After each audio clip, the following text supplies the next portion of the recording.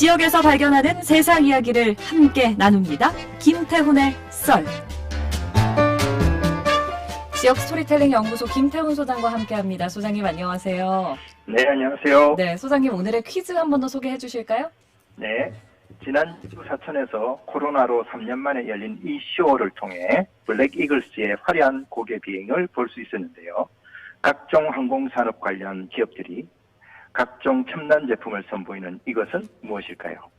1번 에어쇼, 2번 노쇼, 3번 원맨쇼, 4번 토크쇼. 네, 샵 2891번으로 참여하실 수 있습니다. 오늘 풀어주실 썰도 퀴즈랑 관련이 있지요?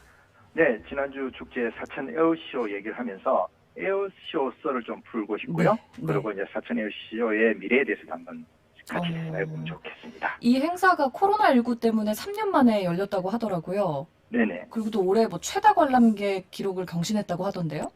예, 연 인원 40만 명이 왔다고 되어 있고요. 네. 그 코로나 직전인 2019년도에 32만 명이었으니까 네. 8만 명이 더 온 거네요. 그리고 우리나라 이제 최근에 방산 수출이 엄청 많이 되지 않습니까? 그리고 비행기 쪽으로는 F-50 전투기가 수출이 되면서 항공산업에 대해서 관심도 많이 증가한 것 같고요. 특히 올해는 우리 그 KF-21 보람에 네. 실물이 일반에 공개됐잖아요. 맞아요. 저도 이제 유튜브 좀 이렇게 찾아보니까 많은 분들이 그 촬영을 해서 올려놓으셨더라고요. 관심을 많이 가지시더라고요. 네네. 그리고 뭐 우리 세계적인 고개 비행팀 우리 공군의 블랙 이글스의 멋진 퍼포먼스도 있었고 올해는 저는 못 가봤는데 네. 내년에는 제가 꼭 한번 가봐야 될 것 같습니다. 그러니까 아쉬움을 표하시는 분들이 많이 계시네요. 소장님 비롯해서. 그 에어쇼가 처음 열린 건 언제였어요?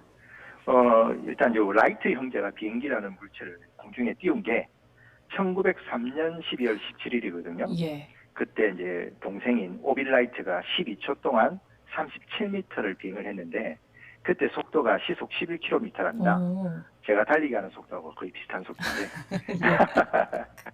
이게 이제 이때 뭔가를 우리가 하늘에 띄운다는 것 자체가 엄청난 그 흥분할 만한 주제였잖아요. 네. 그래서 세계 최초의 에어쇼가 6년 뒤인 1909년 8월 달에 프랑스 랭스에서 개최가 됩니다. 예, 그때 몇 명이 모이냐면 50만 명이 모였어요. 50만 명이요? 예, 4천보다 110만 명이 더 온 거죠. 네. 지금 4천보다.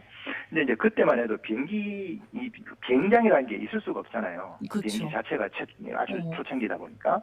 그래서 그때는 프랑스 농업의 상징인 포도밭을 이렇게 개간을 해가지고 활주로 비슷하게 만들고 특별 스탠드도 세우고 식당, 이발소도 있었대요. 오, 그래요? 그다음에 이제 기자들을 위한 미디어 센터도 만들고. 그래서 제가 이제 혹시 해서 찾아보니까 실제 그 기록 영상이 유튜브에 올라와 있더라고요. 그 100년 전 영상이요? 네네. 그 보니까 이렇게 중절모 입고 그다음에 귀부인들 드레스 입고 차려입고 이렇게 와. 올라와 있는 모습도 보이고요. 예. 그 어떤 비행기들이 나왔나 이렇게 보니까 그때 다 프로펠러지 않습니까? 일단 날개 2개짜리, 3개짜리도 있고요. 그리고 비행기들이 다 이제 조금만 나는 그 자체에 사람들이 막 열광을 하는 겁니다. 그쵸. 예. 그러니까 통통거리면서 날다가 또 어떤 비행기는 좀 기술이 있는지 뭐 포도밭에 꼬라박기도 하고, 예, 꼬꾸라치기도 하고, 뭐 이런 구경거리 그 자체가 구경거리였던 것 같아요. 예, 그러니까 저도 그 영상 너무 보고 싶은데 재밌을 것 같아요. 근데 그 시절 에어쇼는 지금의 에어쇼랑 또 많이 달랐겠어요. 어떤 풍경들이 펼쳐졌을까요? 지금은 이제 고성능 전투기가 이렇게 주인공이지 않습니까? 예. 그때는 비행기의 어떤 성능이 좀 제한적이기 때문에 이 스턴트와 비행기 경주대회가 주였다고 합니다. 그러니까 속도를 경쟁하는 거예요? 그렇죠. 이제 지금은 뭐 고개 비행, 우리 뭐 그 블랙 이글도 이제 고개 비행이라고 볼 수 그렇죠. 있지만 그때는 좀 달랐어요. 예를 들면 비행기 위에 사람이 매달린다든지, 뭐 그다음에 제트 엔진이 없기 때문에 뭐 그거 가지고 서커스하는 어떤 뭐 동작을 한다든지. 네네. 그리고 이제 경주 같은 경우는 이제 고돈 베네컵이라고 유명한 이제 경주대회가 있는데 그게 원래는 자동차 경주대회거든요. 그걸 이제 비행기 경주대회까지 확대를 하는 겁니다. 어떻게 하냐면 기둥을 높은 걸 이제 여러 군데 세워보는 거죠. 그리고 거기 이제 장애물로 만들어 놓고 그 기둥 사이를 어떻게 빠른 시간 안에 돌아옵니다. 네. 이런 어떤 그런 경주대회가 이제 핵심 콘텐츠였던 거죠. 그리고 이제 이게 이제 1차 세계대전이 지나면서 비행기 기술이 엄청 발달을 하지 않겠습니까? 그렇죠. 그러면서 이제 에어쇼의 전성기가 있게 돼요. 그래서 이제 고개 비행하는 거 플러스 그다음에 비행기를 한번 타보는 것, 시승하는 데 네. 행사 이런 것들이 엄청나게 인기를 끌은 거죠. 근데 그 시절에는 비행기 성능이 그렇게 좋지는 않았을 거잖아요. 맞습니다. 근데 뭐 기계적으로도 완성도가 많이 떨어졌을 텐데 그런 비행기로 막 고개하고 경주하면 위험하지 않나요? 그게 바로 이제 흥행 포인트 중에 하나거든요.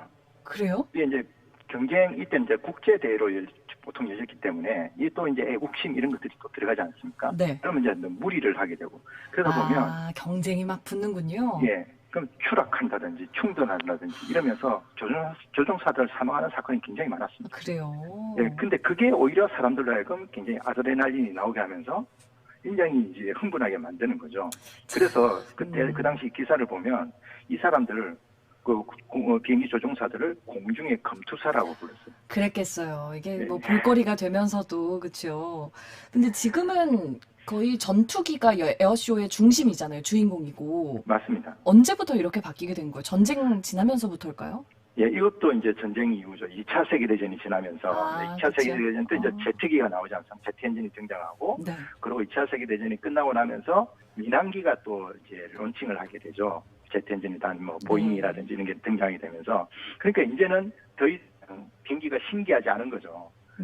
그러면서 이제 분위기가 이제 바뀌게 되는데 옛날에는 비행기 자체를 즐겼지만 이제는 남녀노소 누구나 구경하러 오는 게 아니라 굉장한 이제 익스트림 스포츠 애호가라든지 네. 아니면 전투기 애호가들 이런 거 이제 그렇죠. 밀리터리 덕후라 그러죠. 네, 미리덕이라고 그런 하죠.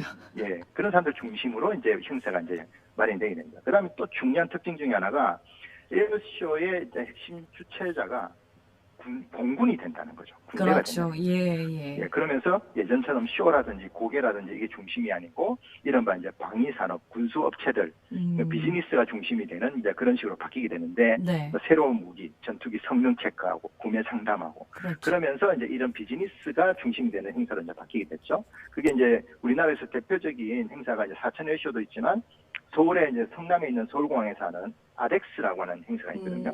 예, 거기 보면 이제 전 세계 무기 구매자들이 와서 네. 비즈니스를 하는 그런 행사가 됩니다. 근데 아덱스에 비해서는 사천 에어쇼가 뭐 비즈니스 중심인 것 같진 않거든요. 블랙 이글스의 고개 비행을 가장 먼저 떠올리는 것처럼. 네네. 이 행사의 미래는 어떻게 전망하세요?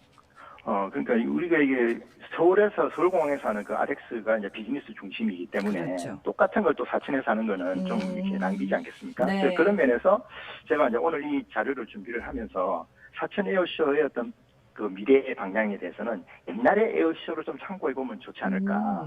비즈니스보다는 오히려 시민들의 참여, 시민들이 즐거워할 수 있는. 맞아요. 그걸 또 예를 들면 비행기 모형 대회 같은 거 있잖아요. 요즘 예. RC라고 하는 그런 시장도 굉장히 커졌거든요.